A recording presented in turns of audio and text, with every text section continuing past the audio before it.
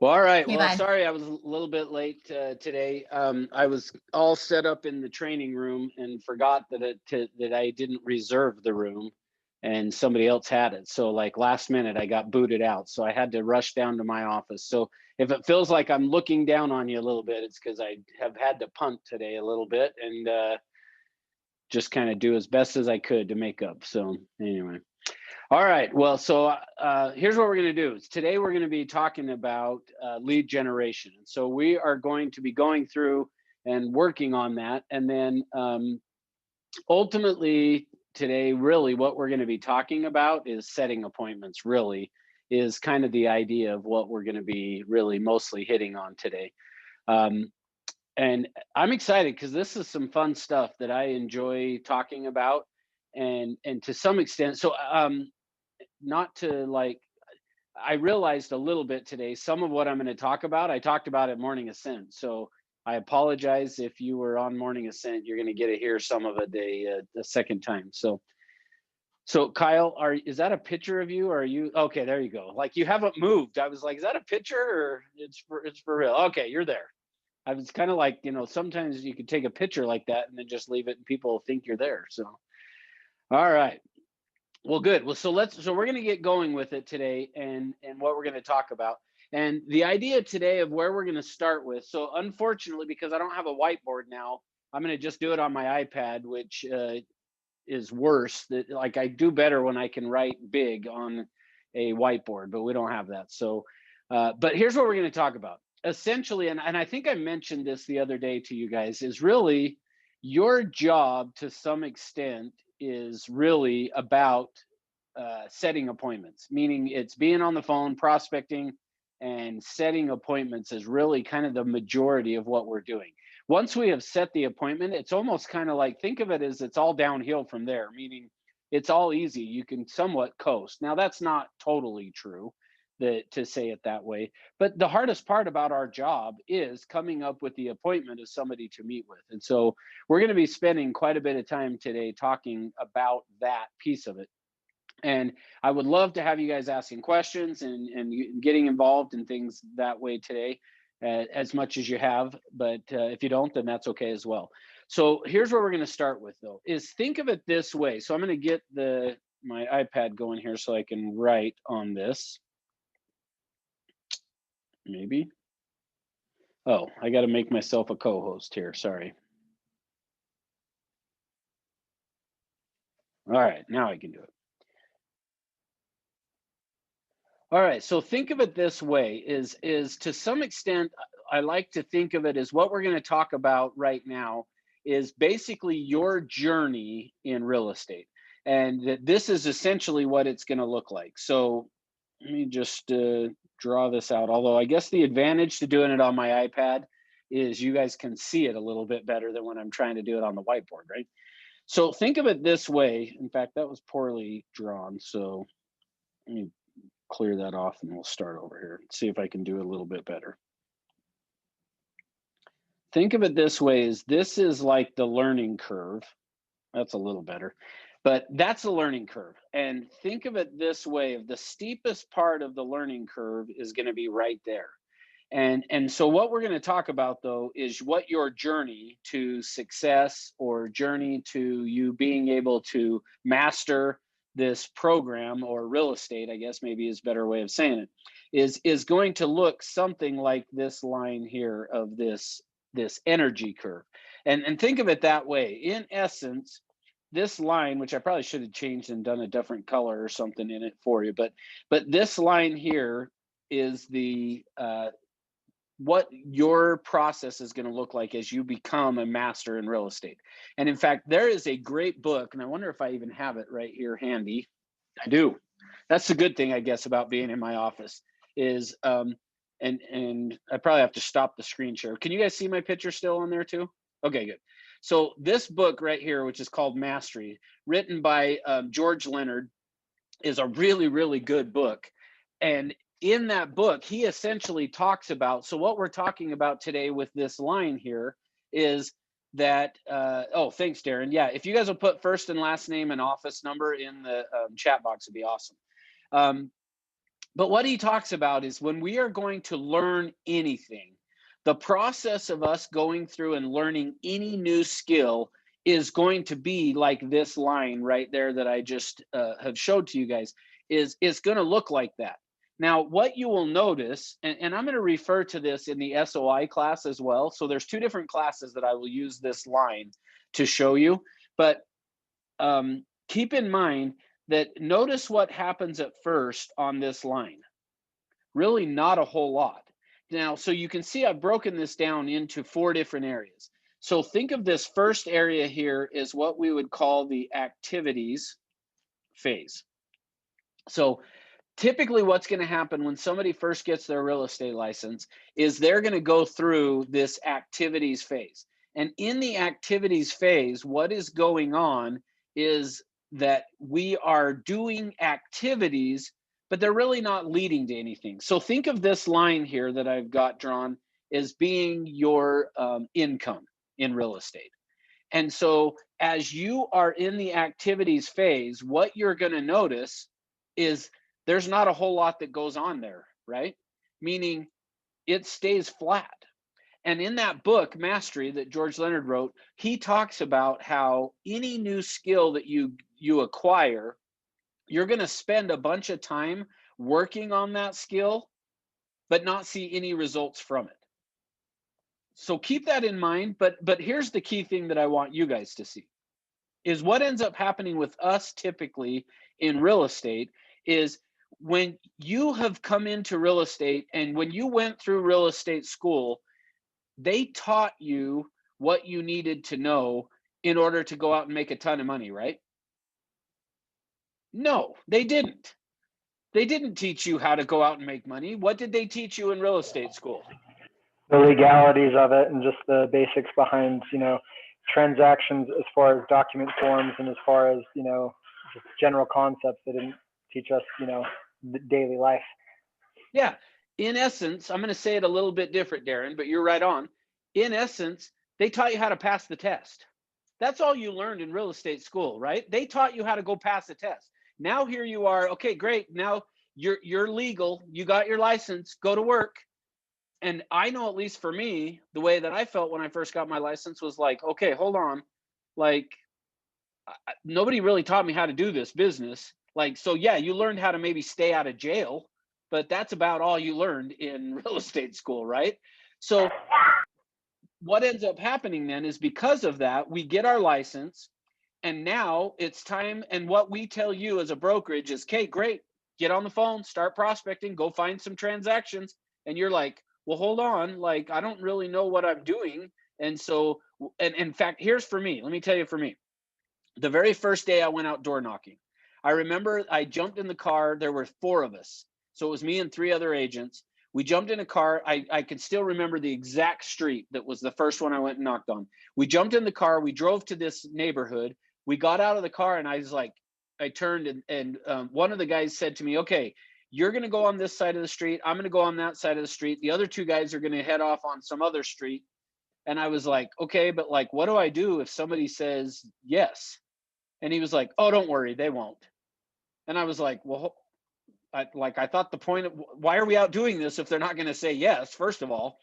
But he said, oh, I mean, somebody might want to do something. But I said, okay, well, so what do I do? Like, if somebody says yes, what am I going to do? And he goes, well, just tell them that you're busy and you got to head to another appointment and schedule an appointment and go back and then we'll figure it out. And I was like, okay. So we go out and we start knocking on doors. And I remember I get to the very last door on this street, knock on the door. The guy opens the door and he says, so sorry, let me give you the script that I used with him. I knocked on the door. I said, hey, my name's Russ. We've got a home for sale over here on such and such street. And I'm just wondering who you know that wants to move into the area. And he says, nobody. Okay, well, great. So what about you? Do you have any plans of moving? Yeah. You do? Yeah. Oh, well, so like, where do you want to move to? And he said, Wendover. And I'm like, oh, okay. So when are you wanting to do that? Yesterday. Oh, okay. So, well, I'm busy right now. I said, I kicked into what the guy told me. Well, I'm busy right now, actually out doing all of this. but could I come back another time and talk to you about it? And he said, yeah, that's fine. So I set up an appointment with him. Now, here's the point of this story, though, which I did go and end up listing his house, and like that's a story for another day. It never sold, was overpriced, all kinds of stuff. But pornography all over the house that I didn't see when I listed it. He wouldn't let me into a couple of the rooms, and then found out later the reason why is because it were his boys' rooms, and they had centerfolds hung up all like it was bad. The first way I found out about it was we did our office tour. So the whole office went out to look at the house, and everybody comes up the stairs just laughing. And I'm like, what? Have you been in the bedrooms? And I was like, no. Yeah, you ought to go take a look. And I was like, oh. So anyway. All right. Here's the point though. Typically what ends up happening is this. We go out and we get our license, and now we're telling you guys go to work, and you're similar to where I was of like, okay, but like what happens now though if somebody wants me to do something and I don't know what to do? And so what we do is we convince ourselves this of, well, I need to spend the next little while learning how to do a CMA. And I need to get onto the computer. Hang on one sec, sorry.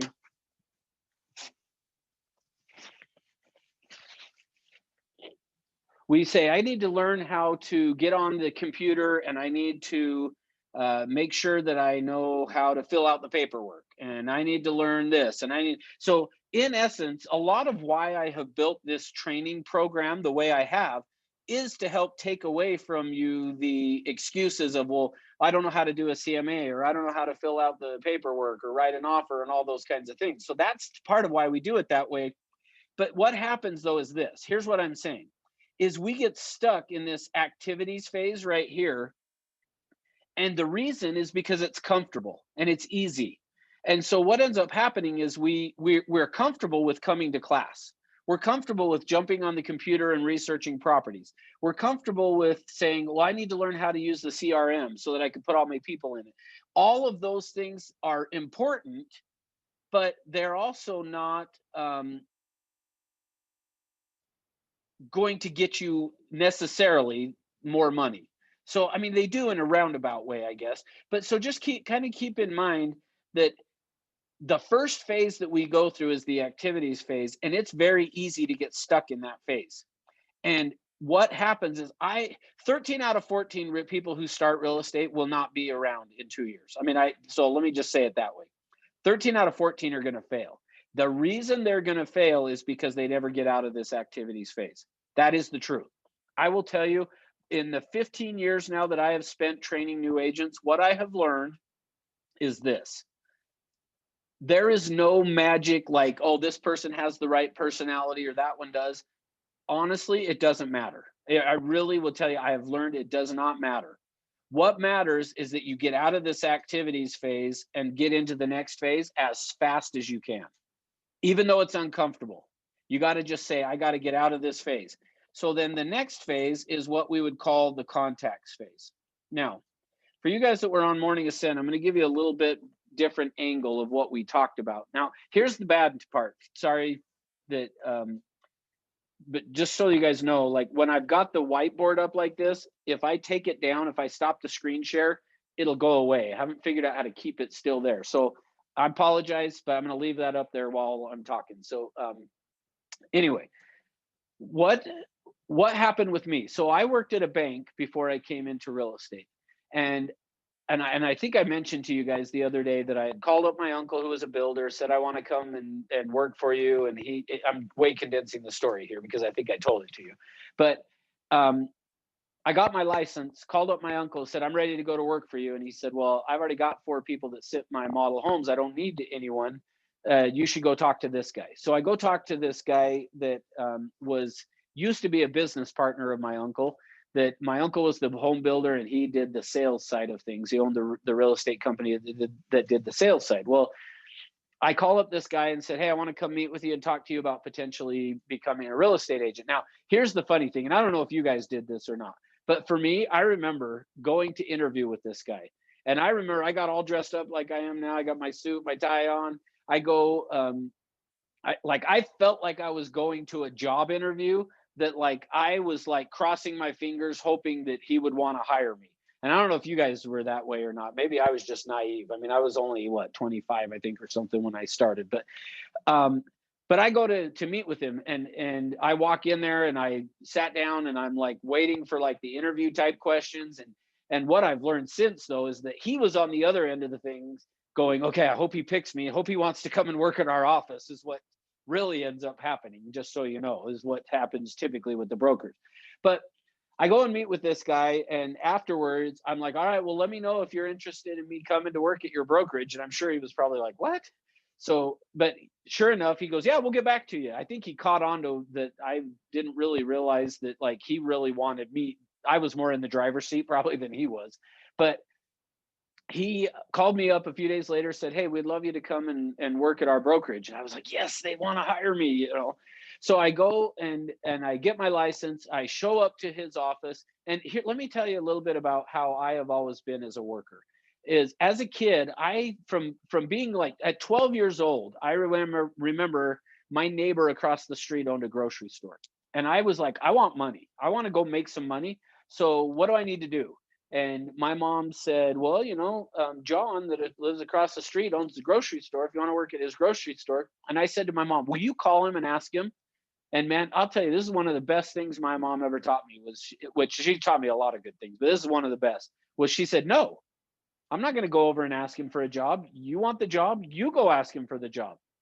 So I go over and I knock on the door. He answers the door and hey, you know, I'm scared, 12-year-old. I want to know if there's anything I could do at your grocery store. Now, here's the other thing that's funny back then was he goes, yeah, sure. We need somebody to clean the meat department. So at 12 years old, I'm in there cleaning out the food grinder, you know, the meat grinder and the bandsaw and all that kind of stuff, which you would never get away with. Like a 12-year-old today, like, I don't know if OSHA or who, somebody'd come in and be like, you can't have a 12-year-old doing that. But I would go in and I'd clean out this meat department and things. So like I just have always from the time I was 12 years old, I have just been like, I want to work. I want to have money. And here's the other side of it though. When I would go to work, I have always just been the type that was like, I don't want to sit around and do nothing. Like it drives me crazy. So give me something to do. And I remember a number of jobs. In fact, one in particular, I worked at a motorcycle shop for you guys that are in Utah, Plaza Cycle, if you know where that's at. But yeah, I went to Plaza Cycle to get a job because I liked motorcycles. So I got a job that I was going to go then and stock the shelves. So as the parts would come in for the motorcycles, I'd open the box, take the parts, and put them away. Well, I would go to the person who I worked for, and I would be like, hey, I've already put the parts away. Now what do you want me to do? And she would say, oh, why don't you go sweep the warehouse? Okay, great. So I'd go in and I'd sweep the warehouse and I'd come back. Okay, now what do you want me to do? And she finally did say, like, can you just slow down and like have it take a little bit longer to do these things? And I was kind of like, ugh. So I didn't last at that job very long because that's not the way I wanted to be. Well, so now with that in mind, I get into real estate and I go to my broker on the first day and I said, okay, tell me what to do. And he says, okay, first thing you should do, go make a list of everyone that you know. Okay. So I went back to my desk and I went home at night. I told my wife, hey, I need our Christmas card list thing that we have. And I created a list of every person that I know. The next day I went to him. Okay, now what do I do? And he said, okay, well now go go buy some like cards, like a thank you card kind of a thing, but did not a thank you card, but just buy some cards that you could mail to them. Here's a business card. So I wrote a little note and I spent the day doing all that to send out to these people. So I did that. Then I was like, okay, now what do you want me to do? Well, I think like the lady that I worked for at Plaza Cycle, he was like, okay, I'm tired of this guy coming in every day asking me what to do. So he finally just said to me, all right, here's what you need to do.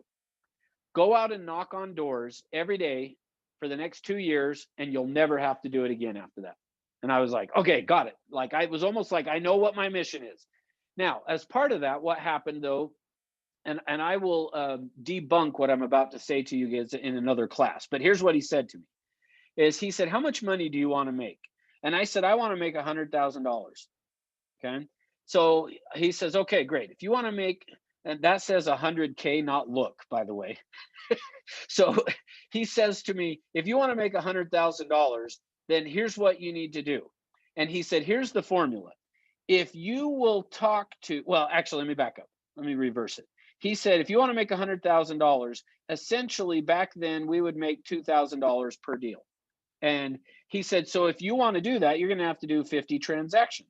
And if you want to do 50 transactions, what he told me is that typically what they had found is the number of transactions you wanted to do is the number of contacts you need to do.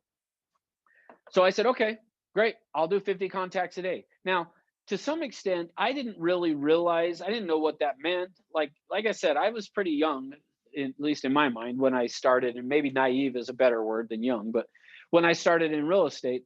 And so I was like, okay, 50 contacts a day sounds good to me. Well, I found a lady at the office. Her name was Shirley. And I think I told you guys about Shirley on Monday, but I found this other lady at the office that I said, hey, you want to prospect together? And she said, yeah, let's do it. So what we did is we had decided, because he said, go door knock for 2 hours every day. We decided we were going to go out to this area and we were going to knock on doors every single day. And so Shirley and I would jump in actually, let me back up. We would meet at the office at about 9:15, and we would go into a conference room and we would sit and do some role play, and we would practice and role play. And typically what we would role play was, hey, somebody said this to me yesterday. How would you respond to that? How did you overcome that objection or whatever? And so we would usually practice that for 20, 30 minutes. We would get done. We would jump in the car and we would drive out to this neighborhood. And the neighborhood we went to, which I'm not saying this is right or wrong, but it's not a bad idea for you guys, was we went to neighborhoods that were lower in price because we had noticed. So back then, these houses would sell for $80,000. And we wanted those ones because, and this, again, this was not my idea, it was Shirley. She said, those houses, when they list, they sell like that. And I was like, great, let's go. So we would go and we'd knock on these houses that were $80,000, because if you listed an $80,000 house, it would sell really fast. Well, so we would go out and we would knock on those doors, and we would typically try to be there by 10 a.m. And for us, we just felt like before that was too early. I'm not sure that it is, but that's just what we decided.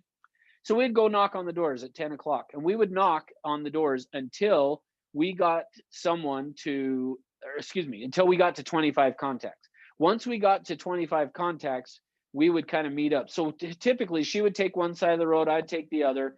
And we would kind of keep an eye on each other. If one got way ahead, we would slow down wait for the other one or whatever. But we would kind of keep track of, hey, how many people have you talked to? And our goal was to get to 25 people.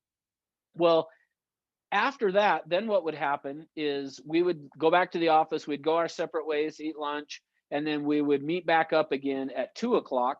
And from 2 o'clock until about 4 o'clock, we would get on the phone and make phone calls to try to get 25 more contacts. Because remember, what my broker had told me, my manager had said, is if you'll get 50 contacts a day, you're going to do 50 transactions a year, you're going to make $100,000. Well, I was excited about that. And then as time went on, what happened is I was making 50 contacts essentially every day. There was one day of the week that we would have our office sales meeting that I would go and participate in. And so because of that, I would only get 25. So instead of 250 contacts a week, I'd get 225 every week. And I was doing that and had done it and was doing it and had been doing it for over a year. Well, a year later of me doing that, I had made maybe $35,000. Like I had essentially replaced the income that I was making before I came into real estate, which I don't know about you, but that's not why I came into the business, was to just make, a little bit of money. So for me, I was frustrated. Well, we had a guy come into town to do a training. Now, a lot of the stuff that I train you guys in is what I learned from him, actually. And he has become a pretty good friend of mine and was a mentor. He was a mentor first, then I would say became a friend. And to some extent, I would say could still be a mentor, although I don't really go to him much with questions anymore. But I met this guy. He was from La Jolla, California, is where he lived. And he now lives in Park City, actually. But back then when I met him, he lived in La Jolla. And he came to Utah to do a training. And in the midst of the training, I raised my hand and said, hey, I'm frustrated because I'm doing all this stuff and I'm not getting anywhere with it. And at that point, he drew this on the board, what I'm sharing with you guys today. And here's what he told me, is when he showed me this line right here, he showed me, I'm sorry, I'm horrible at drawing on this, but what he showed me was that he said, here's the problem is you're out of the activities phase and you're into this contacts phase where I was doing these 50 contacts every day. He said, but if you look at this line down here as being your income, you can see that's where you get to when you're in the contacts phase. So I said, okay, I get it. So what do I do? And he said, you got to get out of this contacts phase and get into the next phase, which the next phase is what we would call, I'm going to abbreviate it, but it's the appointments. So he said, you got to get out of the contacts phase and get into the appointments phase. And I said, okay, tell me what that looks like.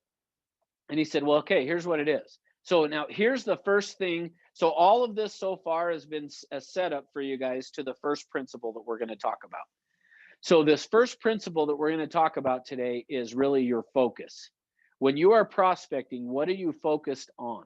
Because what he told me is, he said, here's the problem is, yes, you're making these 50 contacts every day, but the problem is with making those 50 contacts every day is that what is happening is all that is happening is that's what you're making is contacts. And I was a little confused because I was like, but I thought that was the point. That's what my manager told me is I needed to go make 50 contacts every day. And he said, yeah, but what's the purpose of making contacts? And I was like, well, I don't know. I mean, I just, because I had lucked into stuff. Like I told you guys, the very first day I went out door knocking, I ended up getting a listing from it. It didn't ever sell. And I don't know that I ever made any money from it, but I got a listing. And so I just felt like, well, that's what you do is you just kind of go out and talk to people. And eventually they ask you to do something. Well, what he taught me then was this, is he said, no, instead, he said, here's what I want you to do. Now, don't misunderstand what I'm about to say to you guys. Okay. But here's what he said. Quit focusing on contacts. So quit worrying about 50 contacts. And instead, what I want you to do is set one new appointment every day. And I was like, okay. Now, here's the thing. I had been out and I would do 50 contacts pretty much every day where I'd go knock on doors. I would go call on the phone. I would do all those things. And I wasn't really getting anywhere. In fact, I wish I had the numbers. I always kept track, but I don't know where they're at. I wish I could remember where they were, because here's what I would tell you is typically of me making 225 contacts in a week, I would guess I might get one, maybe two appointments per week. So keep that in mind as we go through and we talk about the rest of this. So what happened is he said, okay, if you really want to make money in this business, and so now I'm saying that to you guys too, if you really want to make a big income in this business, you got to get out of the contacts phase and get into the appointments phase. So he said, you got to move from here over into here into this appointments phase. And I said, okay, tell me how to do that. And what he said is, okay, here's what you've got to do is when you're prospecting right now, the problem is you're going out and you're prospecting for contacts. And he said, here's what I mean by that. And so I would ask you to think about your prospecting. Number one, are you doing it? First question. Number two, if you are, then the question is, when you are prospecting, what is your purpose? Like when somebody knocks on the door, what are you trying to accomplish? Because for me, here's what I will tell you. I didn't realize it at the time, but I do now. What my problem was is I would go knock on somebody's door, and when they opened the door and I said, hi, my name's Russ with Banana Real Estate, whatever, I would say, they would then say to me, oh yeah, we're not interested. Oh, okay. And in my mind, I would go, I actually kept a paper that I'd put tick marks that I would, when that happened, I'd go, okay, there's one.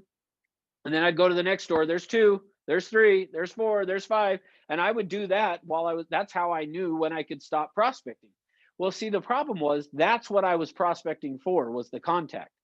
And so then what would happen was this, is I would go home at night and my wife would say to me, hey, did you get your 50 contacts? Yep, I got my 50 contacts. And I would feel like I felt great about myself because I went and made 50 contacts.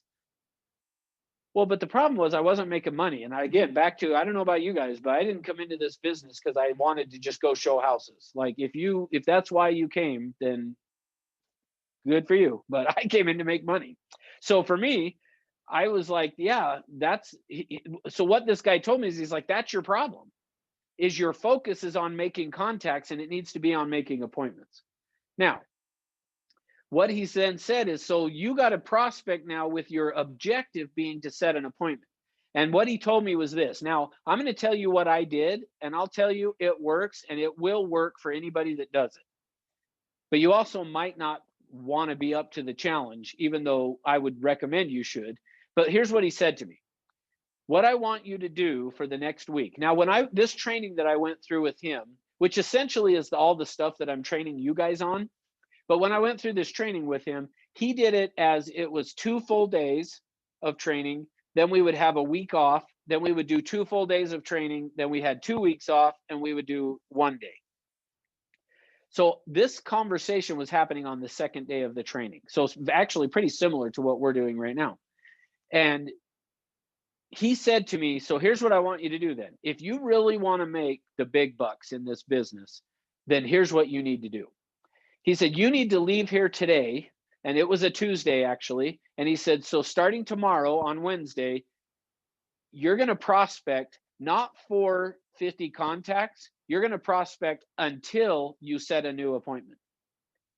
And I was like, okay. But again, remember I told you I was young and I think pretty naive still. And I think he could tell that, because he said, well, I want to make sure you understand what you're agreeing to. And I said, okay. And he said, you're not going to go home tomorrow until you set an appointment. And I was like, yeah, I get it. He's like, okay, I just want to make sure you get it. And I said, yeah, okay. And he said, you're going to go home tonight and tell your wife, I'm not coming home tomorrow if I don't set an appointment. And I was like, oh, like I really have to set an appointment. Like I was actually like, at that point, I now got it.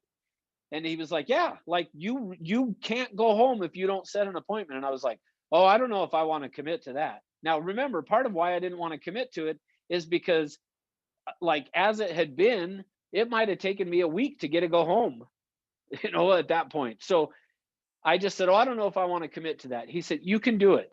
I promise you can do it and it'll be okay. And he said, in worst case scenario, it's only for 1 week you're going to commit to do it. Just commit for 1 week that you won't go home until you set an appointment every day. And I said, all right, I'll do it.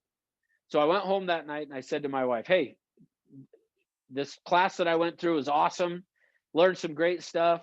And I made a commitment that I was going to not go home every day till I set an appointment. And she was like, okay, but like, you don't get very many appointments when you're prospecting. And I said, I know. She's like, well, we've got stuff we got to do tomorrow night. In fact, it was December. This was December 1997 when this happened. So same time of year even. And pre-COVID, obviously. She was like, we got these parties and all this stuff we got to do, and we need to do this and that. So you better get your appointment before 5 o'clock because you need to be home at 5. And I was like, okay. Now, let me ask you guys a question, and either unmute or put it in the chat box. If you agreed to that, and I'm not saying you did, but let's just say you did agree to that starting tomorrow, Thursday.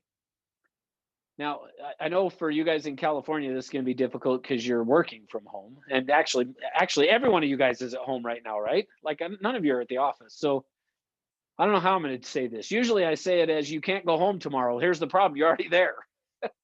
So I don't know how I'm going to say this. But just for example, let's pretend you were coming to the office every single day. And I said to you, okay, you can't go home until you set an appointment tomorrow. What time would you show up to the office tomorrow? Like, what time would you start working?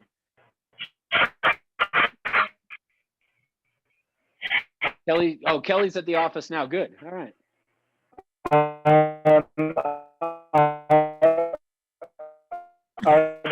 You sound like Charlie Brown's teacher, Darren. Your audio's not working. Game of action. We can't hear you. So I personally, for myself, I would. You're not. It's not working. The night before. I don't think he can hear me either. I don't think he can either.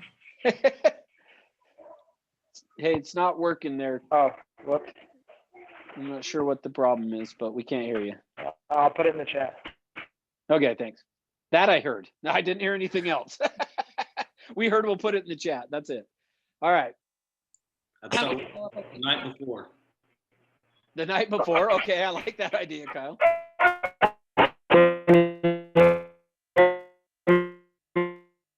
All right. Darren's getting cut off. Hang on. Where did he go? All right. All right. Name. Right? Did I say it right? Almost. Name. Say it again. How say? Name. Okay. Name. You were going to say something. I would show up at 6 a.m. 6 a.m. Okay, good.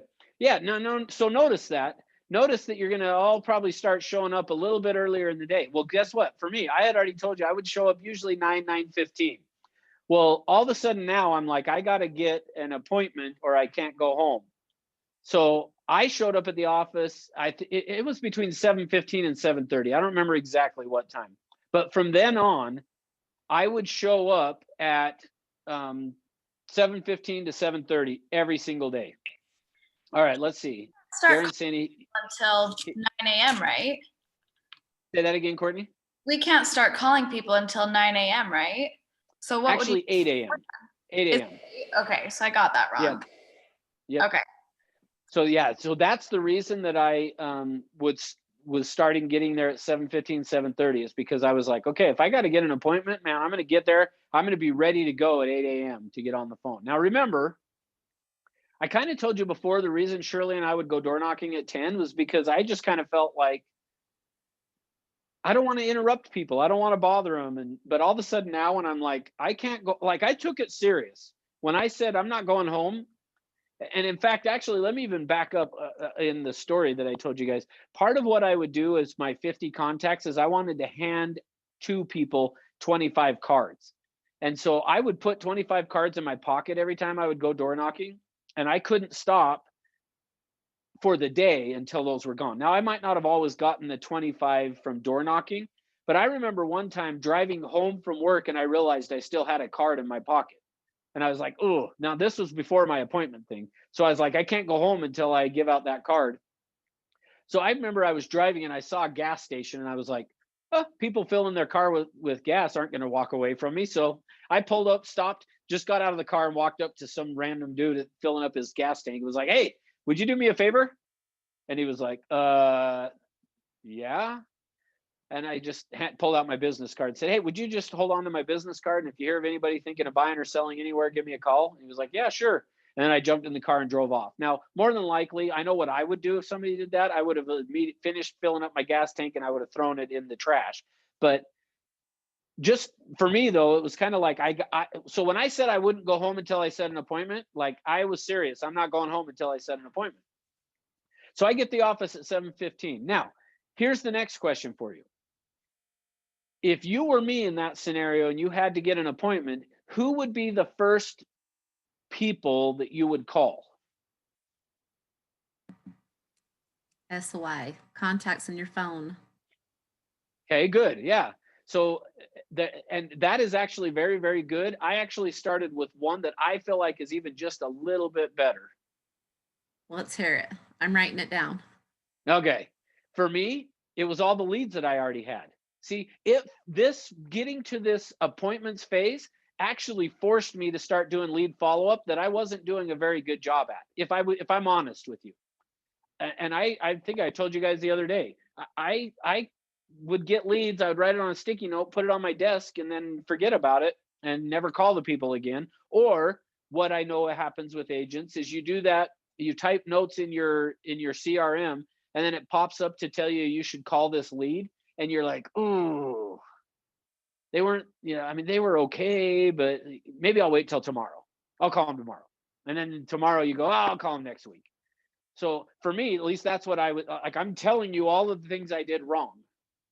So what happens then is, for me, that's the first thing I did was I was like, I'm organizing every one of these leads because I was like, okay, if I'm going to get an appointment, I'm probably going to get it from one of my leads. So at 8 a.m., I start calling, and I got an appointment from one of those leads. In fact, I got it within an hour, just calling through those leads. I ended up with an appointment. Well, now remember, Well, I didn't tell you this, but Shirley did not go to that training that I went to.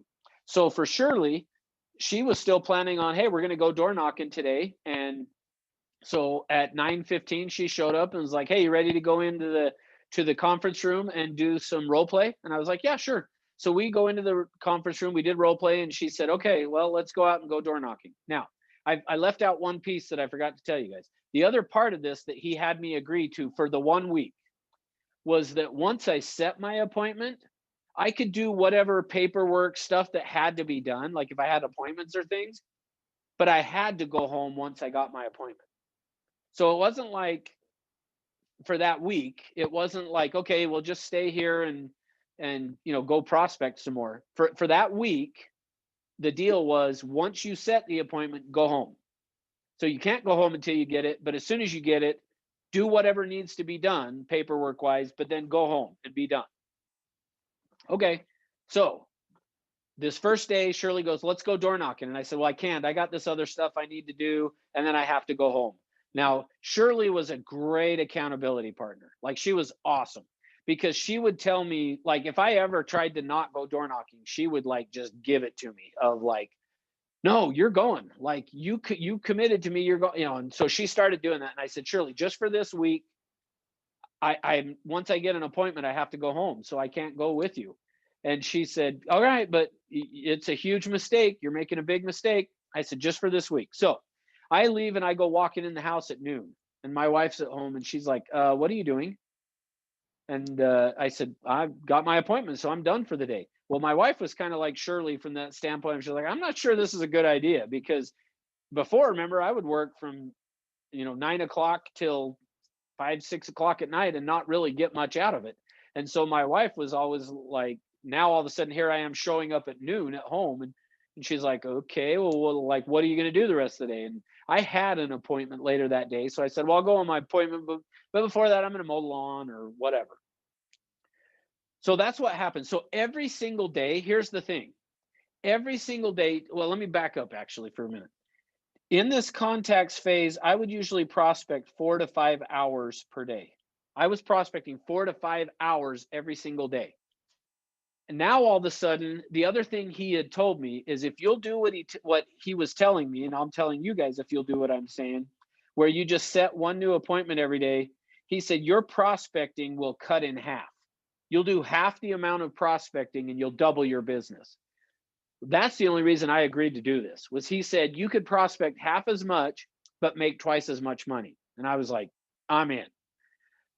So every day what happened is I would show up at the office between 7:15, 7:30, and then I would get all ready for the day. I would go do my prospecting, and typically I was done before noon every single day.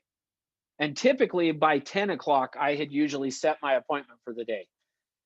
And then, so for that week, I would leave and go home. But after that, then I actually would sometimes prospect a little bit more, maybe set another appointment or whatever. But it totally changed my approach to the business and everything, because what happened is I learned that if you will set one new appointment, man, all of a sudden my income did exactly what this is showing here, guys. My income took off, and it over a year later, by the end of that next year, so I guess what, it would have been the end of 1998. By the end of 1998, I had more than doubled my income from the year before that, and I was prospecting half as much. And then in 1999, I doubled my income again. So I had went from, over doubled it the first year. The next year doubled it.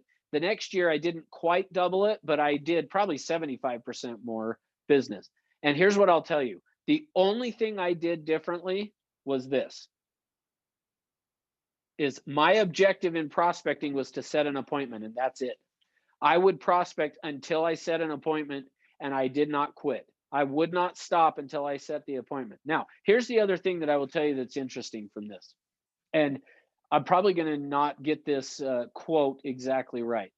But, and this quote, actually, I used this prior to ever coming to Everest. But there is a guy by the name of W.H. Murray. W.H. Murray actually tried to summit Mount Everest before Hillary did.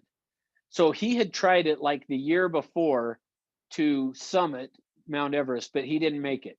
And he actually ended up being a part of the expedition that Hillary, when he did summit it, but he had the year before he had problems with the elevation, so he couldn't go all the way up when Hillary did, but he had been a part of it. Well, so W.H. Murray was his name, and he actually has a quote that is attributed to him that it basically says something like this. So I'm not going to get it quoted exactly right, but I'm going to give it to you pretty close to how he said it is. And here's what he said: until one is committed, there is hesitancy, the chance to draw back, always ineffectiveness.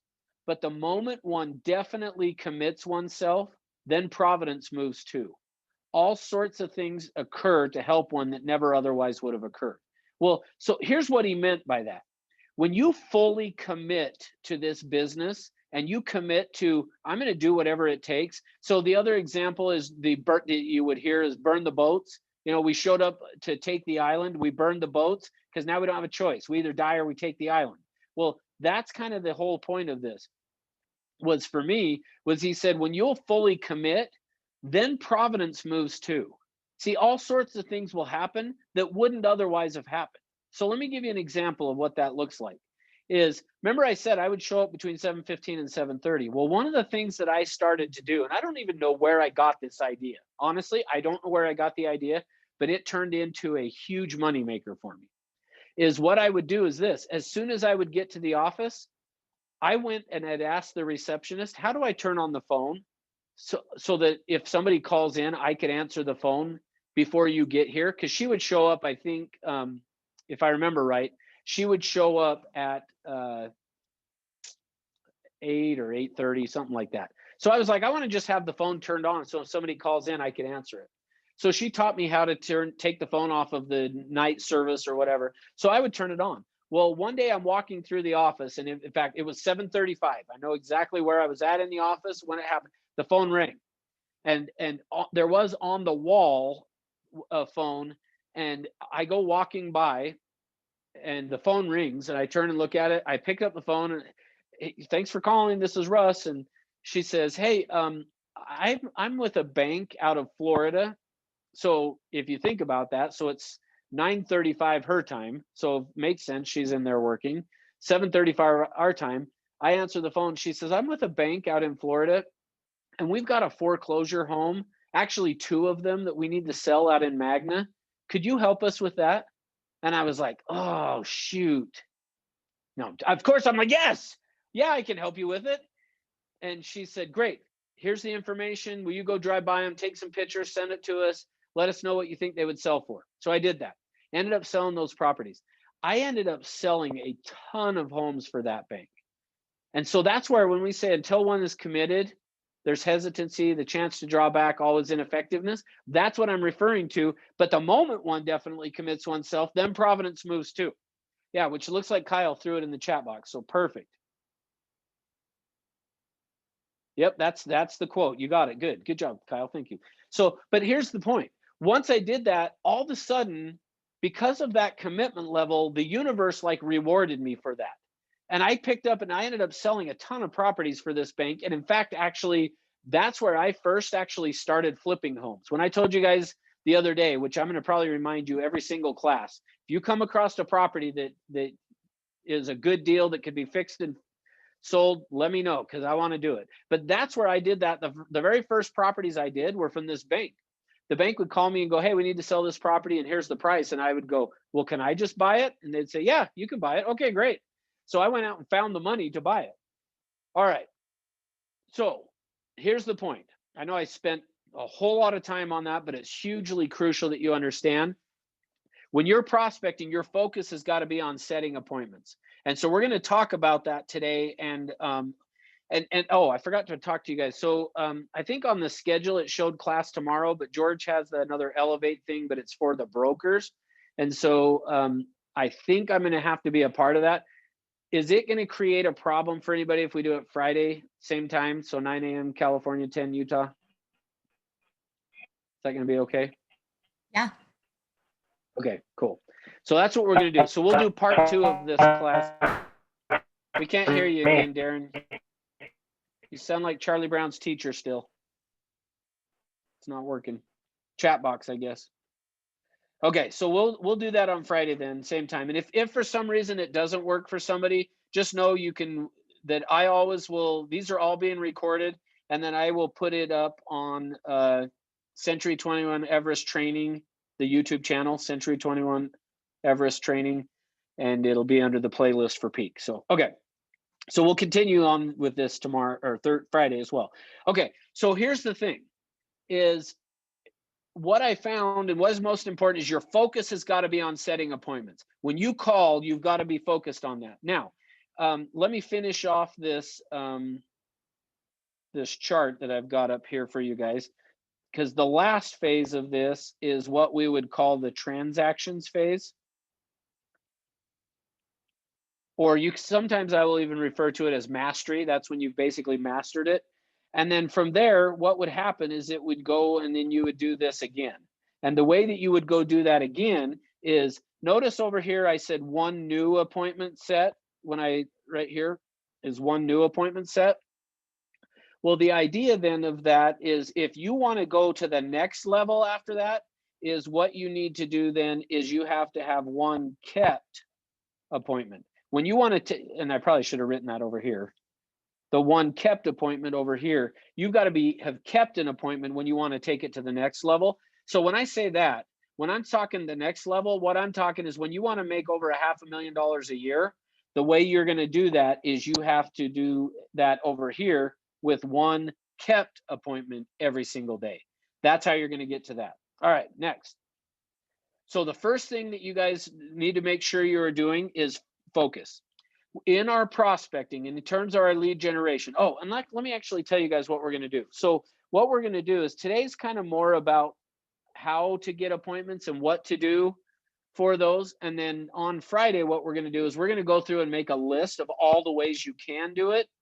And then we're going to use what we talked about today. And I'm going to give you with, hey, if you want to work for sale by owners, this is how you should do it. If you want to work expired listings, this is how I would recommend you go about it. For just listed, this is what you want to do for, so basically any of the ways you're going to prospect. But today is going to be more about, okay, now that I've told you guys your most important thing's got to be get an appointment. Now, so, okay, great. Now, what do I need to do in order to get the appointment? So that's what we're going to talk about next. Okay, so there's 3 pieces to this. So in terms of our prospecting, and keep in mind, the reason I'm doing it this way is, on Friday, when we talk about for sale by owners or expireds or internet leads or open houses or door knocking, all of those things, you're going to use what we're talking about today. So if you're going to set an appointment, you've got to change your approach. So keep that. So think of it this way. So let me kind of explain it to you this way. When I was focused on 50 contacts a day, what would happen is I would go out and I would knock on somebody's door. And when I knocked on their door and they opened the door, my script sounded something like this. Hey, my name's Russ, and I'm with Century 21, and just wanted to let you know that we listed a home over in your neighbor's, we listed your neighbor's home over on such and such street. And because we had done that, I just wanted to come out and see if you knew of anybody that wanted to move into the area. So essentially, think of it that essentially what I was doing is I would just knock on the door and was saying, the excuse for me to be here is because we listed your neighbor's home. Do you know anybody that wants to move into the area? They would say no. I would say, great. Well, do you want to buy or sell real estate? No, I don't want to. And then I would go, okay, well, here's my card. If you have hear of anybody, let me know. And then I would move on. Because remember, my objective was to get the tick mark, okay? Now, when I changed to I got to set an appointment, my whole approach changed. See, when you're really focused on, and if you really will put it to yourself of like, I can't go home until I set an appointment, what ends up happening is you will change your approach to how you talk to people. Because see, here's the thing. If I talk to one person and I set an appointment, for that week, I could be done. And that's what I wanted. Is I didn't want to, like, none of us, I don't think, maybe somebody will tell me they do, but I think most of us don't like get up in the morning excited that I get to go call strangers and try to talk to them and get them to want to buy or sell. Like, so for me, it was kind of like, if I can get an appointment, I'm done. I don't have to do it anymore. Well, what happened then is I changed my approach. So let me show you what that looked like now. So by changing my approach, what I would do is I would knock on the door now and I was saying, using the same thing, hey, we just listed your neighbor's home over here for it, has this many bedrooms and baths and this price. Who do you know that would want to move into the area? Well, I don't know anyone. You don't know anyone? Great. Well, let me ask you this then, have you thought about selling your home? And they would either say yes or no, and usually they would say no. And then I would say, okay, well, great. Well, how long have you lived at this address then? And they would then tell me how long they lived there. And I would say, oh, well, that's great. Where did you move from? And they would tell me, and I'd say, oh, well, how did you happen to pick this area? And they would tell me. And then I would say, well, hey, well, if you ever were to move, where would you go next? And now here's the key thing with this. So I'm going to get into explaining this whole process to you. But because I had built some rapport with them, when I would say, if you were to move, where would you go next? They usually would tell me if they were thinking about something or not. See, part of what I would found was by saying, if you were to move, where would you go next? What I found is that they would usually either say, I have no idea. If they were not thinking about it, they would usually say, no idea. But if I said, if you were to move, where would you go? And they said, well, I would want a bigger house, or I'd want to move to Park City, or I would want to move to wherever. Okay, well, great. So when is that going to be then would be my follow-up question. And if somebody was seriously thinking about it, they would usually tell me, well, in the next year or two. But other times they'd go, oh, I don't know, after I win the lottery. Well, if they said that, then that would kind of tell me, okay, they're probably not that serious about it. But then what I would do, though, is I didn't just give up, because remember, my objective is I got to get an appointment. And if I could get an appointment with this person, then that meant all the best. So then I would say, well, okay, well, let me ask you this then. How are you using, and this is a good question you guys should write down if you don't have it written down. And that is, how are you using real estate to plan for your financial future? How are you using real estate to plan for your financial future? So you want to find out from them that question, because typically people are going to go, well, not. Okay, well, have you ever considered owning investment properties? Because now, if they aren't thinking about buying or selling their personal residence, could I help them go buy an investment property? So that was kind of the next area that I would go with it, okay? And if that didn't work, then a lot of times I would say, well, one of the services that I offer for people is that I will do a free market analysis. So I would be happy to put together a market analysis for you and bring it by to your house. Now, if they said yes to that, I would go, great. So when can I drop it off? And usually the response would be, oh, just anytime, just, come by. No, that's not an appointment. So an appointment for me is a specific time with a specific purpose that is around real estate, obviously. So for me, that's what I needed, is I needed to get an actual time, date and time. See, sometimes agents will say to me, oh, I set an appointment. Oh, great. When is it? Well, they just told me to call them back and we would get together. Sorry, my book, not an appointment. An appointment has a date and a time attached to it. It's in your calendar at a specific date and time for a specific purpose. That's what makes an appointment. So if they said to me, oh, just drop it off anytime, I would say, well, I'll actually be back in this area on this date at this time. Would that time work for you? And let me throw in another piece. It wasn't for me just to drop it off. Like, I needed it to be, so what I want is to be able to spend 15 or 20 minutes explaining it to you. If they said no to that, that's not an appointment. See, because sometimes, if you want to put together and drop it off, great. See, what I didn't want to do and what I don't want you to do is end up spending all your time doing CMAs that you just go and drop off to people's houses. So to me, it had to be at a time and at a place and for a purpose. Okay. All right.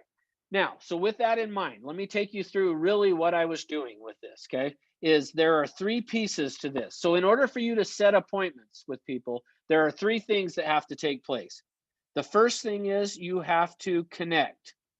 Or I said it as rapport, so we could write it that way too. You got to create some rapport, but you have to connect with people. You've got to create some rapport with them. Now, how do we do that? So the way that you're going to do that, and this is the stuff that I did not learn for a long time. So even though I was out having an objective of setting an appointment every day, nobody had taught me this stuff that I'm going to share with you guys right now. Well, parts of it they had, but not the way that I'm going to show it to you guys, to where, at least for me, it makes more sense. So the first thing that has to happen on any prospecting, any phone call you do, or if you're door knocking or you're doing an open house, like that pretty much sums it up. That's about the only ways you're ever going to talk to people, is either you're calling them, you're knocking on their door, they're calling you, or you're at an open house and they show up. Essentially, that's what's happening, okay? The first thing that's got to happen is you've got to connect. Now, the way that you're going to do that with them is you're first going to ask a question. So you have to ask people a question, and then after you have asked the question, I apologize, my handwriting is horrible, and it's even worse when you have to when I'm doing it on an iPad with the stylus. So I apologize. But so you got to ask a question. So after you have asked them the question, then what's going to happen is you need to then, once they answer, you need to repeat and affirm. So you're going to repeat back what they say and you're going to affirm it. Now, here, let me show you what I mean. So who will role play it with me? And unfortunately, Darren, unless you've changed your internet in the few minutes, it probably can't be you, because we couldn't hear you. You sounded like a robot. Who will role play it with me? Yeah, sorry, Darren, sad face. I'll do it. Okay, good, perfect. I was gonna say, preferably somebody who has their video on, and I think it's only you and me. So, okay, so watch what I'm gonna do, and as I do this, so we're gonna assume that I knocked on your door. So knock, knock. Hi. How can I Hi, help you? my name's Russ, and I'm with Century 21, and we actually just listed your neighbor's home over here, and you're in Westlake, right? Yeah. Okay, so we just listed your neighbor's home over here, and just right by the high school, by Westlake High School. And I just was wanting to find out who you know that would want to move into the area. So notice I asked her a question. I don't So know now- anybody at the moment. I can't think of anybody right now. Okay, so now watch. Here's where I repeat and affirm. Oh, so you don't know anyone right now? Okay, well, hey, great. I appreciate you taking the time to think about that. How long have you lived at this address? About 11 years. You've been here for 11 years? That's Okay. great. Where did you move from? I moved from the New York, New Jersey area. From New York to out to Westlake. What brought you out here? That's great. My husband's job. Oh, your husband's job. God, that's fantastic. What does he do for work? He's in system security. Oh, in system security. Okay, cool. Well, that's great. Well, that's fantastic. Well, let me ask you, if you were ever to move, where would you go next? Oof. I don't know. I haven't really thought about that. Probably Okay, so you somewhere haven't thought of in the area. somewhere close in the area? Mhm. Okay, so like just a different home, is that kind of what you're thinking, or what? Probably maybe somewhere with a view. Oh, with a view. That'd be awesome, wouldn't it? That would be awesome. Okay. Okay, perfect. So let's stop for a minute right here. Now, what did you guys notice in that? And specifically, part of what I'm asking is, did you notice how she responded, her facial expressions as I was talking to her? You kind of got me engaged. You were just your enthusiasm and the repeats kind of made me feel more comfortable with you, as opposed to just for me to right away put my guards up. Oh, yeah, perfect. Good. Yeah. So notice that. And in fact, if you watched her facial expressions, she started to smile and she got engaged. And the reason that happened is because of repeating what she said to me and then affirming it. So remember, when you affirm it, though, you have to say it like you mean it. See, unfortunately, what people sometimes do is they'll do it this way. So where did you move from? And she said, New Jersey. And they'll go, oh, New Jersey, great. So what brought you out here? My husband's job. Oh, your husband's job, fantastic. So what does he do? He works in system security. Oh, system security. Okay.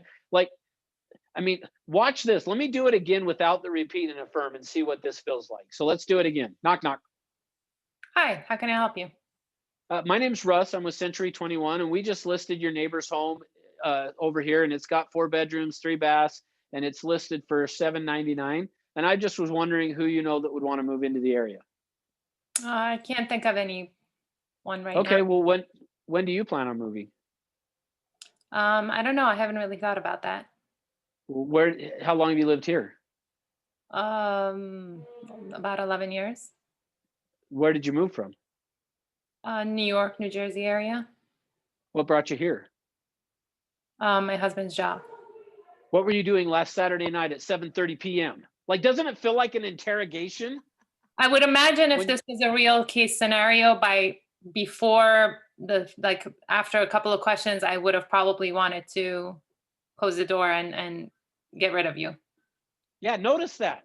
But notice before how engaged she was, and it was great to talk to me, right? Because the number one human need that people have outside of food, shelter, clothing, stuff like that, and actually, even to some extent, actually is ahead of that, is they need to be accepted. There needs to be an acceptance. And so by you repeating back, they know you listened, and being excited for them. So see, like I said, sometimes people will repeat, they'll go, oh, 11 years, wow. Or 11 years, great. Like, that's not it. You got 11 years, really, that's awesome. So what brought you out here? See, by you having the energy and enthusiasm. So that's probably the next thing I'm going to throw in here is energy and enthusiasm. You got to have energy and enthusiasm as you're doing this. So repeat and affirm, but you got to say it like you mean it. You got to repeat and affirm as if you actually mean what you're saying. If you don't, which I promise you, if you are uncomfortable with prospecting and making these calls, you're going to have a harder time actually really being a part of it. So let me actually even throw in one other piece to this as part of the Connect piece. UCLA did a study on communication, and you're going to hear this study. You'll hear us refer to this over and over and over again, but it's so crucial. 7% of communication is the words that we use.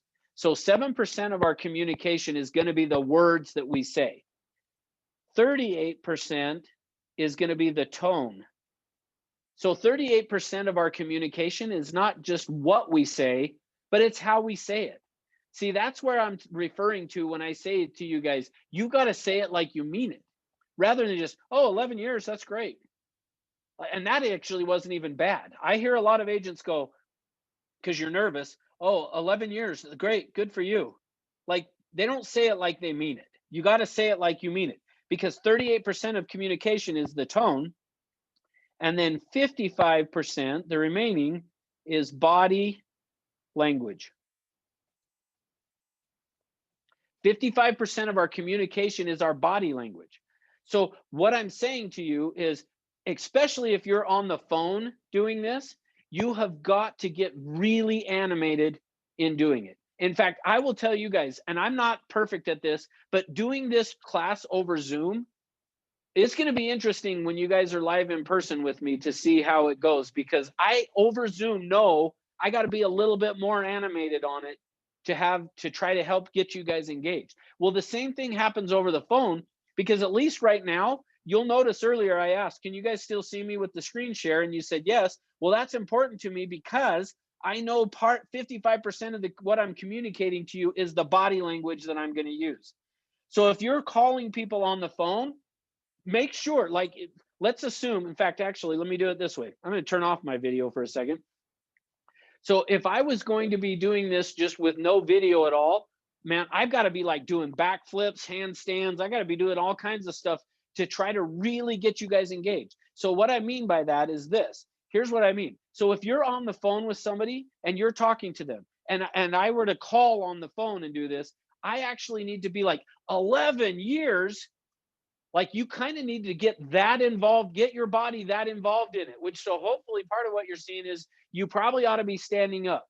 I mean, here's the interesting thing. There's nobody else in my office right here as I'm doing this and training for you guys, but I'm not sitting at my desk, and it's totally fine that you guys are sitting. But when you're prospecting, when you're the one on stage, stand up.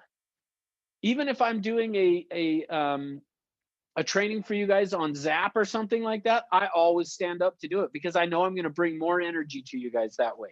So just keep in mind that the words we use are important. Now, sometimes we will look at that study and we'll think, well, it's only 7%. So do I really need to worry that much about the words? And to some extent, I would say the words don't matter, but they do matter. Like, so let me give you an example. I go home tonight and I walk in the door and I say to my wife, oh, I hate you. But what I meant was I love you, but I used the wrong word. Like, it's not going to go over. So the words matter. But now how about this? So now to demonstrate to you guys the difference between the words and the tone. So now I'm going to use the right words. I walk in the house. I love you. See, I just said the right words, but You'll notice be in the tone. doghouse for that one. Yeah, I would be in the doghouse, right? Versus if I come in and say, I love you, I love you, I love you. Like, that's going to be different than I love you. But notice it's the same words, but it conveys a different message. No different would be this. I didn't say he stole the money, or I didn't say he stole the money. Now notice I'm using the same words, but it conveys a totally different message. I didn't say he stole the money. I didn't say he stole the money. See, notice the word that you emphasize is going to totally change the meaning of what you're saying.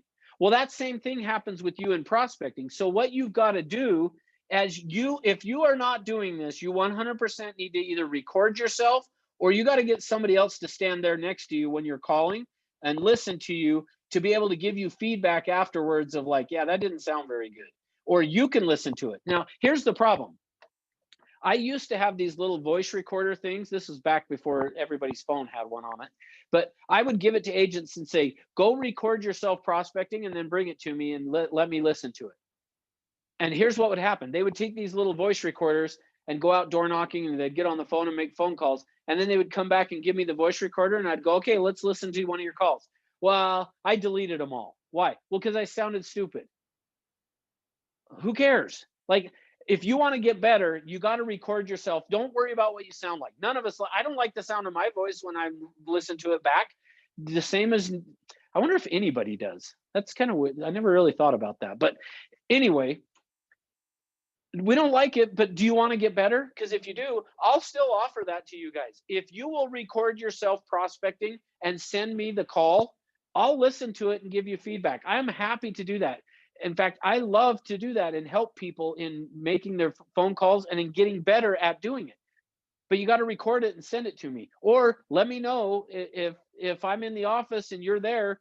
Like, I'll happily do it and listen to you guys. In fact, so for Kelly, I think it was Kelly that said you were in Westlake as well. Once we're past COVID, which hopefully is sooner than later, but and Governor Newsom will open stuff up down there a little bit. I'll come.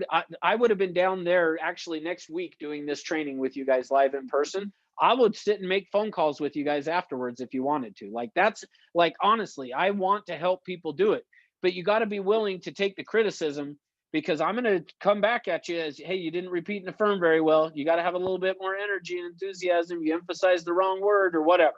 Okay. So just know that this connecting and the rapport building comes out of asking a question, then repeating and affirming, asking the next question, repeat and affirm, have energy and enthusiasm. The last piece that I'm going to give you guys on this is empathy. You've got to be showing empathy with people, especially like a for sale by owner or an expired. If you, sorry, I just realized that I really hate doing the writing on this thing, but there we go. That's better. All right. Empathy is when somebody is frustrated, upset, or mad, you've got to be empathetic. Go back with them, and what you want to be saying is something along the lines of this. So I'll write it out for you. If I were you, ... is how I'm going to put it. But so here's what you guys need to say. If I were you, I would feel the same way. So if you call up somebody, and for instance, I saw one today that an agent, somebody had signed up on a website. The agent had contacted the guy, and the guy got really upset because he's like, I keep getting all these phone calls from people and I didn't sign up on no website. So I'm guessing the guy's a real estate agent. And my guess is he had a client that got mad at him. And so that client's gone out and registered on a ton of different websites under that guy's name and phone number and email address. So he's getting a ton of phone calls. Well, so here's what happened is, and the agent calls and the guy gets upset. And typically the way we would respond is, well, I'm sorry. And, blah, blah, blah. We'll kick into that. Instead, what we want to do in that scenario, now granted, this guy's an agent, so it probably doesn't matter, but you want to kick into empathy. So for me, if you call and they're like, you're the 15th person that's called me today. So like that, you'll get that from for sale by owners or expireds, or anybody that's working web leads, you'll get that same thing off of those internet leads. Well, I've already gotten calls from 3 people from Century 21. Well, so then what you got to do to overcome that, because remember, we got to connect and build the rapport, is I got to use some empathy. And I got to say, hey, that has got to be so frustrating. If I were you, I would be annoyed at getting that many phone calls. See, by you giving them the empathy, gets them on your side. All of a sudden, they like you a lot because you understand the frustration they're going through. So by you saying, hey, if I were you, I would feel the same way. Somebody says to you, well, we're not going to use an agent. So let's talk for sale by owner for a minute. We aren't planning on using an agent. Hey, if I were you, I wouldn't want to use an agent either. Now, let me ask you guys this question though. If you were them, would you want to use an agent? If you were them? No, you wouldn't. So because of that, it's okay to say, if I were you, I would feel the same way. This is a skill, by the way, that you can use in your relationships and with families, friends. Somebody's upset. You're out at the store and somebody's upset. Somebody gets mad at you. Hey, if I were you, I'd be upset right now too. Somebody cut you off in traffic or you cut them off and they're flipping you off. Hey, if I were you, granted, you're probably not going to say this to them over the phone, but somebody gets mad at you for something. Hey, if I were you, I would be upset about that too. Like when you do that, all of a sudden people are like, hey, yeah, I do have a right to be upset. So you want to use the empathy with people. Now, so let's go to for sale by owner for a minute. I call them up. Hey, I'm calling because I saw you had your home up for sale by owner. And I just wanted to see when you plan on interviewing agents. Oh, you're the 15th agent that's called me today. And I'm sick of all agents. I'm never using an agent. Totally understand. If I were you, I wouldn't want to use an agent either. I get to deal with these guys every single day. So believe me, I understand where you're coming from and your frustration. I get to deal with these knuckleheads all the time too. Next thing you know, they're going to be knocking on your door, dropping off flyers. You kick a bush and a real estate agent runs out of it. And they're like, yeah, it's so frustrating. Yeah, that's got to be annoying for you to have dealt with that. But let me ask you then, what you're really saying though, by you selling your home for sale by owner, is you just want to net the most amount of money that you can, right? And they're going to go, well, yeah, that's exactly right. But see, I've earned the right, so that you could think of it even that way, is you're earning the right to keep talking to them. By you having empathy with somebody and saying, hey, if I were you, I would be frustrated about that too. You're earning the right then to continue the conversation and to talk to them. Hopefully that makes sense. All right. Next then. So number 2, in fact, I'm going to just go to a new page here. Number 2, once we Ross, have yes, quick question. Can you add to that a then if you get an agent, you won't have to deal with them anymore because you have an agent in front of you? Yeah, absolutely. Yeah, so that would be great of saying, hey, totally understand. So assuming it was a for sale by owner or even like a web lead or something where they're getting a bunch of calls. Hey, if I were you, I'd be frustrated with that too. And in fact, that's the very reason, Juan, that you and I ought to get together, is so that we could talk about a strategy that I have that would have you not have to get those phone calls anymore. So what works better for you, afternoon or evening? So, yep, that would be great. Great question. Thank you. All right, number 2 then is we have to create value. So the first thing that has to happen, remember, is we've got to connect or build some rapport. The second thing we've got to do on this phone call is create value. That's the next piece that people miss out on that stops you from getting appointments, is you have to create value. If they don't see value, they're not going to talk to you. So in fact, since I'm down here in my office, I'll grab and show you another book here. In this book, The Secrets of Question-Based Selling is the name of the book. Secrets of Question-Based Selling. The author is Thomas Fries with an S. But in this book, I love this book. He talks about it. He calls it, you got to make people curious. He says you got to make them curious. So I guess we could under here do / right, curious. But you got to create value, or you got to make them curious. In order for you to set an appointment with people, you got to connect, and you got to create value or make them curious. So in that book, The Secrets of Question-Based Selling, what he says is and in this scenario, so that's not actually written for real estate, it's just selling in general. But the one section, the piece that I loved about the book, where I got this piece from, was he was talking about how he was with a real estate agent that was calling farmers, trying to get them to sell their land so that he could then take it to some developers who would then develop the land. And he would call up, and he was telling Thomas Fries, the author of this book, he said, yeah, the problem is I call these people and then I never hear back from them. I leave them voicemail and they never call me back. And he said, well, what are you saying on your voicemail? Are you making them curious? And he said, well, I don't know. And he said, well, let's call one. So he gets on the phone, dials phone, gets a voicemail, leaves a voicemail. And here's what his voicemail said. And it's going to sound similar to probably what you would have said. Hi, my name is Russ with Century 21, and I just was calling to see if you wanted to sell your land. I've got developers that are interested in purchasing it, and please call me back. And then you hang up. And of course, he left his number and stuff, but he would hang up. And he said, yeah, they never call me back. Well, so here's the question. Did he make them curious at all? No. Only if, sorry, go ahead. Are you going to say something, Marissa? I was just going to say it didn't sound like he was necessarily going to be excited to call him back because, like you said, he didn't give him anything Yeah, there's necessarily of nothing value unless he's a farmer that needs to sell that land ASAP. That's right. The only way he was going to get a call back from that guy is if it's like, yeah, I just woke up this morning thinking I need to sell my property. But here's the thing. So this is actually a good point for me to pause for a minute, because what I want to make sure you guys understand is your job is leadership. Your job is really to lead people through a process, because not always do they recognize that they want to do that. Now, so I'm not saying that we want to go create this farmer to want to sell his land, but maybe in talking to them, we can plant the seed so that when they do decide to, that they're going to want us to be the one to do it, even if it's not right now. So here's what Thomas Fries, the author of that book, said. He said, let me make the next call and show you how to get people to call you back. And he said, okay. So here's what he did. Now, so like, and I don't know if any of you guys are calling for sale by owners, but this works really well of getting a for sale by owner to call you back too. Because typically if you leave a message, and in fact, a lot of people will tell you, don't even bother leaving messages because they're not going to call you back.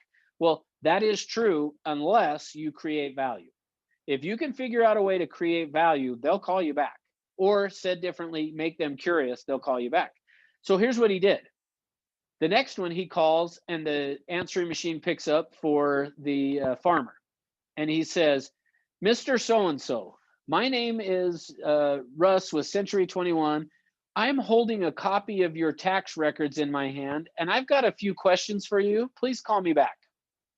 And then he left his information and hung up. That farmer called back because he was curious of, why are you holding my tax records in your hand? Now, he said he actually printed out a copy of the tax records so that he wasn't lying. He was holding them in his hand. And he just said, hey, I got a copy of your tax records in my hand. I've got a question for you. Please call me back. Well, I don't know about you guys, but probably if you just made any phone call out there and said to somebody, hey, I've got a copy of your tax records in my hand and I've got some questions for you, give me a call back. They're probably going to call you back to see, why are you holding a copy of my tax records in your hand? What is it that you have that for? So that's what happened is this farmer calls back and says, hey, why have you got a copy of my tax records? And he said, well, because I represent some builders or developers, and we were looking at this, and I don't remember what all he said, but it allowed him to now talk to the guy. He ended up getting an appointment, if I remember right, to go out and talk to him.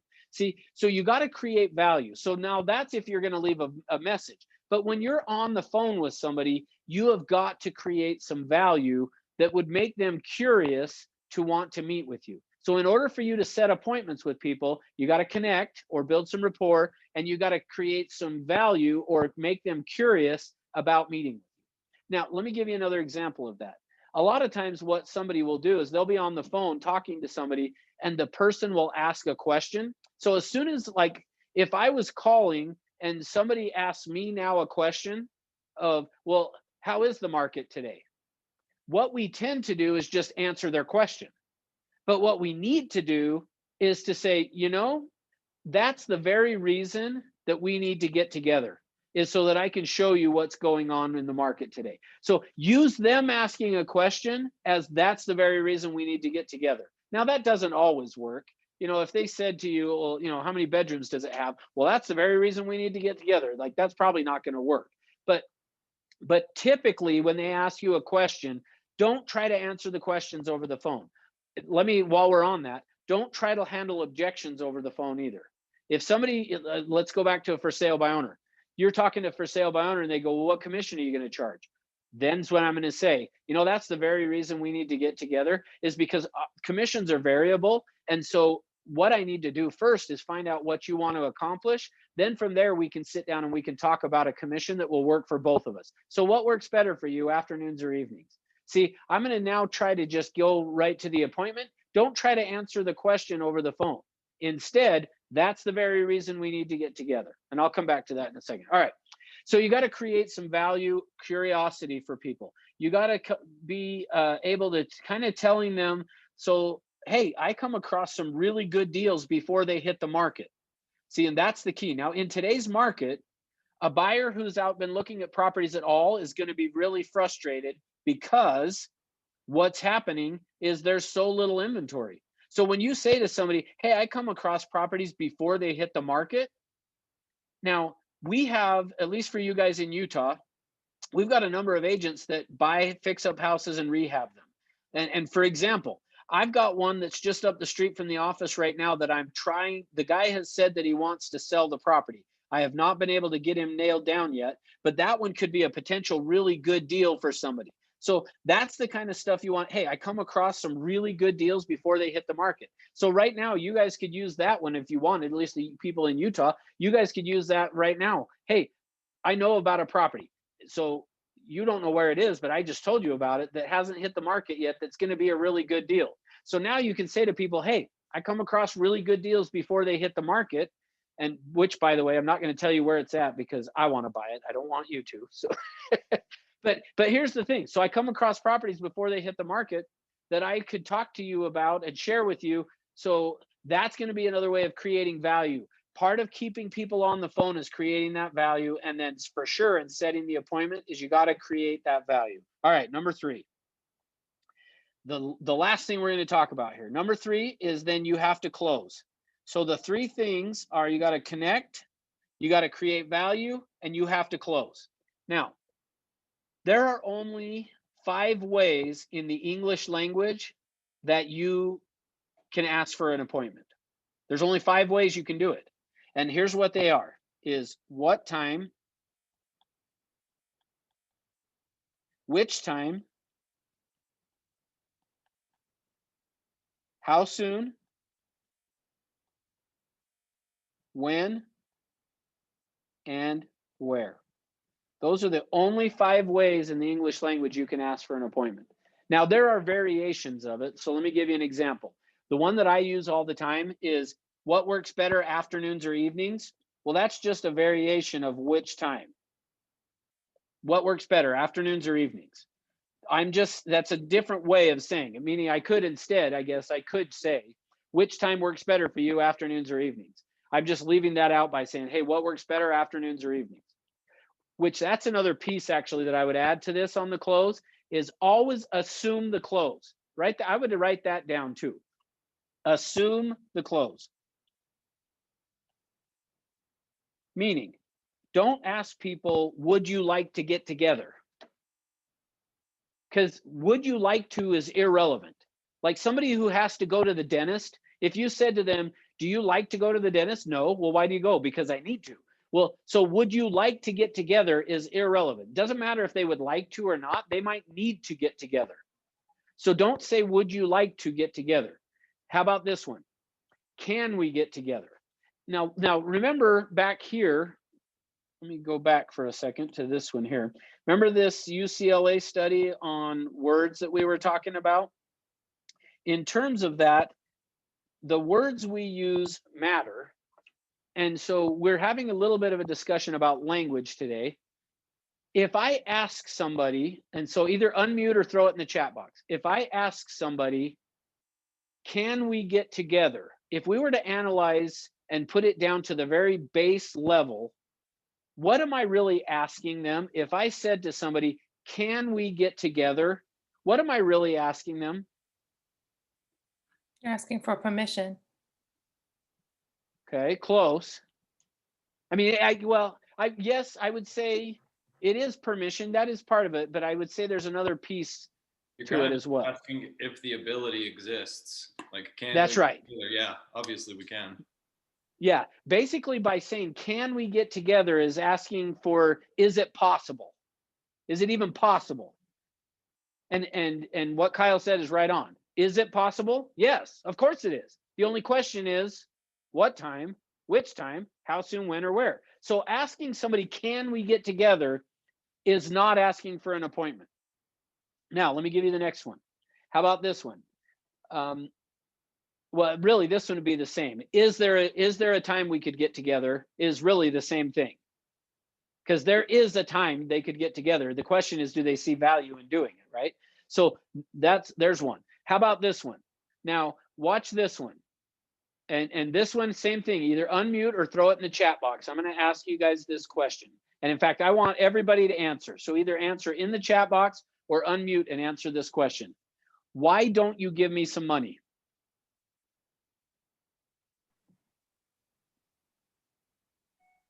Why don't you give me some money?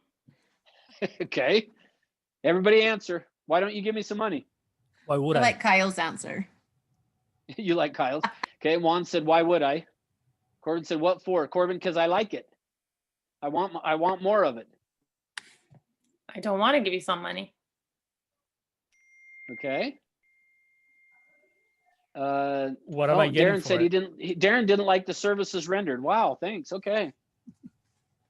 Okay, Rebecca. Okay, so I got two people that have told me the truth. All right. Now, let me ask you this question. How much money did I just get? 0. None. Yeah, notice that. Guess how many appointments you're going to get when you say, why don't we get together? Now, I'm to some extent, if people see value, they'll say yes to that. But here's the point. If you stop and analyze what you're really asking, when you say to somebody, why don't we get together? Just like when I said to you, why don't you give me some money? Notice that the responses were why and I don't want to, or what do you need it for? Like nobody said how much. Nobody said to me, okay, yeah, how much money do you want? Notice that. Well, the same kind of a thing is going to happen. If you say to somebody, why don't we get together? They're probably going to tell you the reason you're not going to get together. They're not going to tell you typically yes. They're usually going to go, well, we're not ready yet or whatever. So remove that from your language. So since we're having this discussion on language, let me show you how deceptive this can be, okay? So I'm going to ask you guys a question, and same thing, either unmute or throw it in the chat box, but I want everyone to answer. Now, if you have heard me do this before, then don't participate. Everybody else gets to participate. If I wanted to know what was going on a mile down the road, should I ask a giraffe or a turtle? So everybody answer, either unmute or throw it in the chat box. Giraffe? Giraffe. Yeah.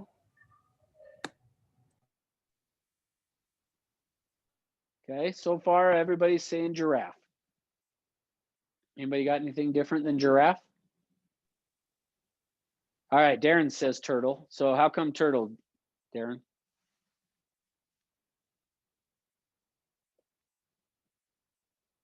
Kelly says neither. Okay, I'm going to come back to you, Kelly. So why a turtle, Darren? Oh, you're probably typing. So All right, well, so while you're typing, then I'm gonna say to Kelly, so why did you say neither, Kelly? And Kyle says that we're all crazy. Okay, why? I've been in this class. I know the answer. Do you Oh, want me to okay. Yeah, not yet. Yeah, Kelly said because they can't tell you anyways. So yeah, which Kyle was right on that. So yeah, Kelly's right. All of you guys that said a giraffe just proved my point. When I said to you how deceptive language can be, notice when you provide people with alternatives, that's the reason why we want to say, hey, what works better for you, afternoons or evenings? The way that our brain works is it wants to answer the question based upon the information given. So your brain wants to answer based upon the information that it was given. By me saying to you, would you rather ask a giraffe or a turtle? You guys said a giraffe because your assumption was, well, it has a taller neck and it's going to be able to see further down there than what a turtle is. And occasionally somebody will say to me, well, it will probably be a turtle because they're slower and they would have paid more attention to what was going on down the road a mile. But really, the end of the day, if I ask a giraffe or a turtle, what response am I going to get from for real? What response am I going to get from a giraffe or a turtle? Nothing. They're not going to say anything. So if you ask a giraffe or a turtle, it's not going to respond. So that's the reason that I would say to you, be careful of what you're saying, because if you say to somebody, why don't we get together? They're typically going to answer the question and give you the reason that you're not going to get together, versus if you'll assume the close by saying, hey, well, what time could we get together? Or which time would be better, afternoons or evenings? How soon would you like to meet up? When could we get together to talk more about that? Where would you like to meet in order for us to talk more about this? Like, those are the only ways in the English language you can ask for an appointment without, and now I'm not saying that they're never going to say no to that, because clearly people are going to go, well, I don't really see why we should, which then loops back up to this of you didn't create the value then. See, if you have connected with people and you create the value, when you ask for the appointment, they should say yes. Now, I'm going to make a little bit of a bold statement to you guys. Anytime you're prospecting and you don't get an appointment, anytime, every phone call, every single time, it is because you either didn't connect or, you didn't create value or you didn't close every time.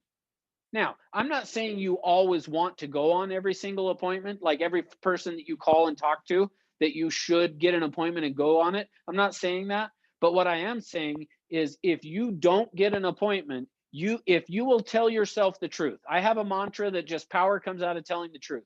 If you will tell yourself the truth at the end of every phone call, the reason you didn't get an appointment is because you either didn't connect, you didn't create value, or you didn't close every time. Now, like I said, there may be scenarios that it wouldn't make sense. Somebody that is never ever going to buy or sell a house, that you should go and meet with them. But I'm still telling you, if you connect with them and you create value and you ask for it, you'll get the appointment. So after every phone call, you should stop, or every door knock, or somebody, once we start, people in Utah, people are doing open houses. I don't think in California, are you guys doing open houses? No. Okay, I was gonna say, I didn't, yeah, somebody needs to get rid of Governor Newsom. Who's gonna do that? I'm just kidding. There are agents Sure. that are showing properties, but with like some COVID forms, but they're not, no open houses. Yeah. Well, once we're past that, when somebody comes to an open house and you don't get an appointment with them, and especially those people, we'll talk more about them on Friday, but especially those people, there are people that I call hand raisers. So a for sale by owner, expired listing, internet lead, open house, all of those are what I call hand raisers. You should get an appointment with pretty much every one of those. And if you don't, it is because you didn't connect, or you didn't create value, or you didn't close. It's always going to be one of those things. So just keep that in mind. All right. I think we'll stop there for today. What questions do you guys have? Actually, before you get to the questions. So what we'll do on Friday is we're going to kind of pick up right here. We're going to go through and create a list of all the different ways you can prospect. And then we're going to go through and talk about each of those. And I'm going to get into more of the specifics of those hand raisers and all that kind of stuff. So, but what questions from today?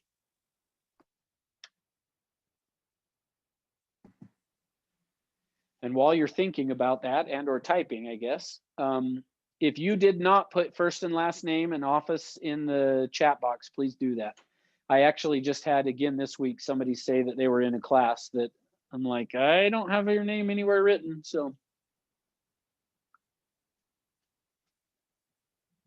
no questions? I have a statement. I don't have a question. I was just going to tell you, thanks for like admitting that you hate hearing your voice. I hate hearing mine too. I don't know what happens. I start Oh, talking. I thought you were going to say you like hated super hearing high. mine too.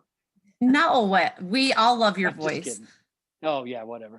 But yeah, no, thank you for, because it is true. We all feel that way, I think. In fact, I don't know if I've met anybody that would say they like the sound of their voice. So, all right, last chance. Radio Going personality. once. What's that? Maybe a radio personality likes their voice. Yeah, that's good. I don't. You know who actually probably like would? You have guys to that know do Rick. that. I'm gonna ask Rick. I'll bet he likes his voice. Yeah, I feel like he'd have Kelly. to get into something like that. Wolfman Jack. Yeah, I wonder. That'd be interesting to know if some of them, you know, if Wolfman Jack, if he does like it, or if he's like, no, it still sounds Or I weird. bet like Kanye West. I bet he loves Yeah, it. that's true. President Trump probably loves his voice too, huh? Yeah. All right. Hey, thanks, guys. Have a Thank good you. day. And then, Yes. so we'll Friday. Yeah, go ahead. So I have a question. It's unrelated to today's training, but Sure. just a question for you. Is there anywhere that has just like a watered down, simplified, list of the selling process and the buying process? Just like a little summary, like a step So by I guess, step. are you, the answer is maybe, but let me first see if I understand, make sure I understand. Are you meaning just in terms of like, okay, I got the listing, now what do I do? Is that what you mean? No, more so for our clients and customers. Like a list of just the process for them. Oh, okay. Us included, but something. So I'm building a website and just wanting Like a buyer's have guide? this information included on it. So I thought that just a nice like summary. Yeah, of okay, my yes. client. Like So a buyer probably or what seller's you're- guide? Yeah, I think, yeah, Kelly, I think that's what I think probably what you're referring to. If you go on to 21 Online, Okay. and then there is, and then once you're on 21 Online, click on the menu and go to Productivity Hub, or you can even just type it in the search bar up top. It actually is Toolkit CMA. Toolkit CMA. Okay. Mhm. When you go into Toolkit CMA, there's some different presentations in there. There's a one for a listing and one for a buyer. And there's a bunch of forms in there, but if you were to go through those, you could kind of select the ones that would detail that out, which, yeah, as Kelly said, that essentially that's what that is, would be kind of like a buyer's guide or a seller's guide. So there's a Perfect. company called Keeping Current Matters, KCM. So if you go to keepingcurrentmatters.com, so I subscribe to them. It's like, I don't know, it's inexpensive. But they have buyers and sellers guides that you can print out. And they also do them like seasonally. Like right now is the fall guide for buyers and sellers. And then they also have a bunch of blogs and video posts that you can post to your social media and things like that. It's very, very good information. Okay. Awesome. Thank you. But yeah, so you much. should be able to find it on for free. I mean, it may not be as good as what Kelly's talking about, but you should be able to get some of that information on Toolkit CMA as well. So Okay. Okay. Perfect. I'll take Cool. a look. Thank you. Appreciate yeah, it. and if you have other questions beyond that, let me know. Okay. Will do. Okay, awesome. Talk to you Thanks. guys later. Bye. Bye.